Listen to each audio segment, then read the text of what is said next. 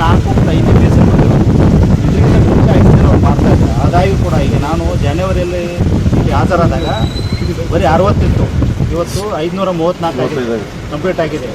ಹರಗರ್ ಜಲ್ಲು declare ಮಾಡಿ ಗ್ರಾಮ panchayat hand over ಮಾಡಬೇಕಾದ್ರೆ ಸರಿಯಾಗೆಲ್ಲ ರೋಡ್ ರಿಜಿಸ್ಟ್ರೇಷನ್ ಆಗಿರಬೇಕು, ಮನೆ ನೀರು ಹೋಗ್ತಾರೆ ಕರೆಕ್ಟ್ ನೋಡ್ಕೊಳ್ಬೇಕು, FTK ರಿಪೋರ್ಟ್ ತೊಗೊಂಡಿರ್ಬೇಕು.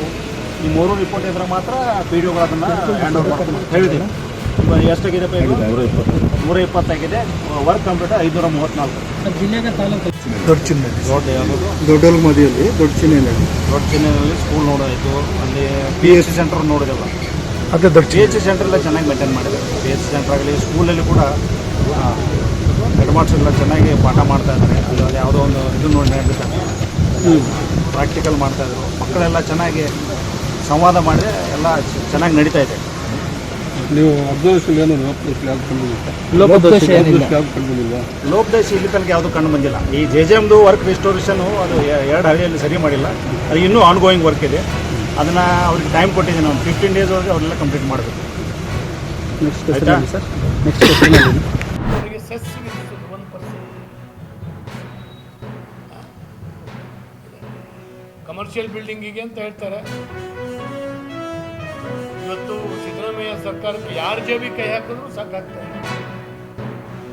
ಯಾರ ಜೇಬಿ ಕೈ ಹಾಕಿದ್ರು ಎಲ್ಲೆಲ್ಲಿದು ಇದೆ ಅಂತೇಳಿ ಹೇಳಿ ಹುಡುಕ್ತಾರೆ. ಭಾರಿ ಅನ್ಯಾಯ ಇದು.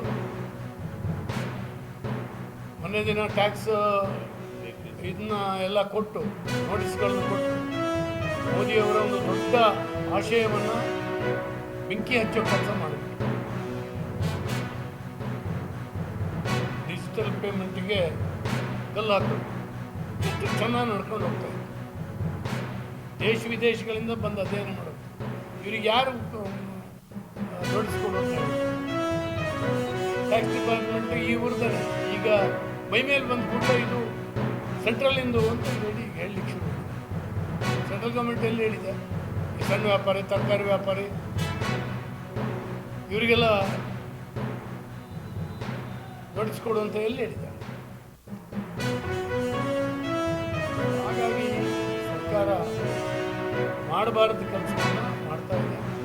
ಜನರ ಸುಲಿಗೆ ಮಾಡ್ತಾ ಇದೆ, ಜನರನ್ನ ಪ್ಯಾನಿಕ್ಕಿಗೆ ಒಳಗಾಗಿ ಮಾಡ್ತಾ ಇದೆ.